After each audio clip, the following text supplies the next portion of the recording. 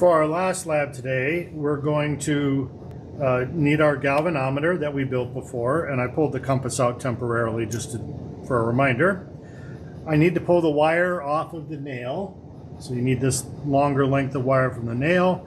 You're going to need a couple of your lead wires. You may actually need 4 of these. You want to be careful because we're going to be using this compass, this magnet, the big one, and I don't want it too close to my compass. So I'll show you how to test that in a second. In fact, I'm going to slide this down a little bit to give me some room.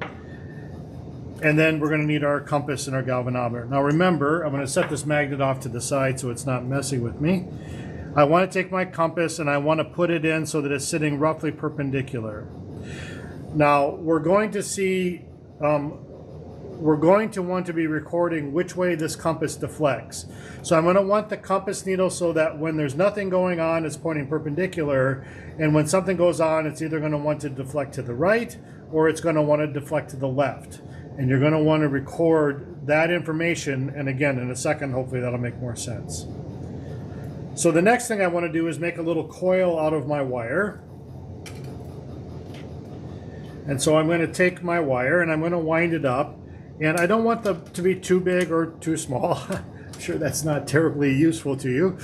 Something that maybe, you know, is 3/4 of an inch to an inch in diameter. You don't have to be very precise. I don't want it quite as large as that battery though. So I'm just going to take this and I'm going to wind it. And the one thing I want to make sure that I do is I want to wind it always in the same direction. In other words, I don't want to wind it this way and then sometimes wind it that way. That's a fun experiment you can try afterwards if you want to have a little bit more exploration in what's going on.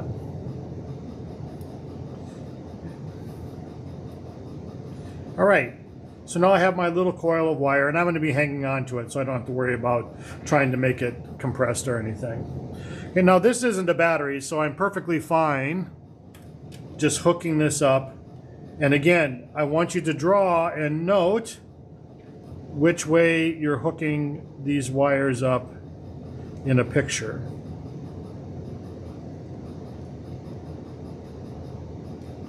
I think I'm going to put this down.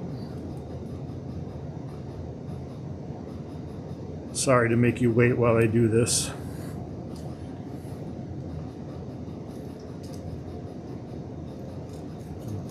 If you have someone to give you a hand with this, it isn't a terrible thing. Okay.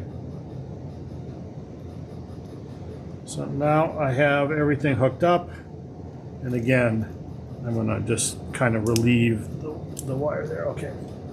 So I'm going to put my coil far enough away that I'm not kind of tugging on anything.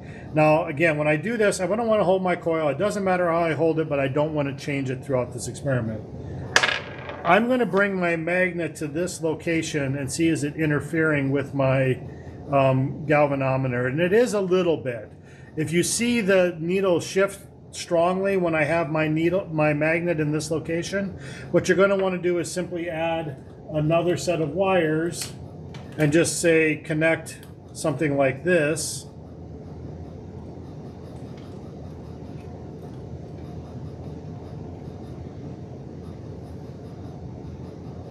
So that I can get it a little further away, and I'm going to be getting it out of the camera view here.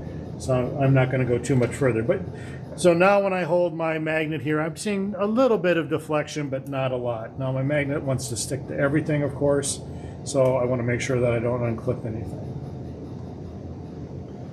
Okay, so if I pull the magnet away, so I see a little deflection, but it's not too bad. All right, so now I'm noting I'm holding my coil in one particular orientation, and I'm not going to turn it. I'm going to take my magnet, and I have my north end here that I've identified earlier. And the first thing I want to do is shove my north end in. And I'm going to do it a little bit slowly and watch the deflection, and you may not see any, and then I'm going to try to do it faster and faster. And I'm looking for any, it might be a very slight deflection, but just notice if it deflects. And if you're not seeing anything, you're going too slow, so try to do it a little bit faster.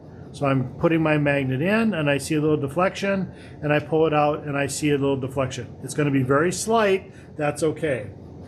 Okay, you might want to do it several times to make sure you're getting a consistent result. I'm going to shove it in and watch what happens, shove it in, make sure that I reproduce it, and again, then I'm going to pull it out.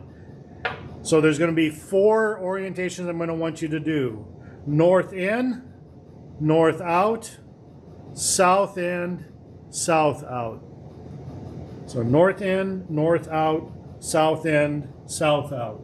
And again, I'm going to take my hand away. Things may move. So I'm going to take the north end and I'm going to push it into the coil. And again, I'm going to do that a couple times to make sure I see what I want. Then I'm going to hold the north end in and then I'm going to pull it out. And the further you can get it into the coil and the more you pull it out, the better. So don't do your observation when you see it going in. Let it sit for a minute and then pull it out. And then I'm going to flip the magnet and I'm going to redo those same 2 things with the south. South end, south out. And I want you to record which way the needle deflects in each one of those motions and think a little bit about what that meant for Faraday's law.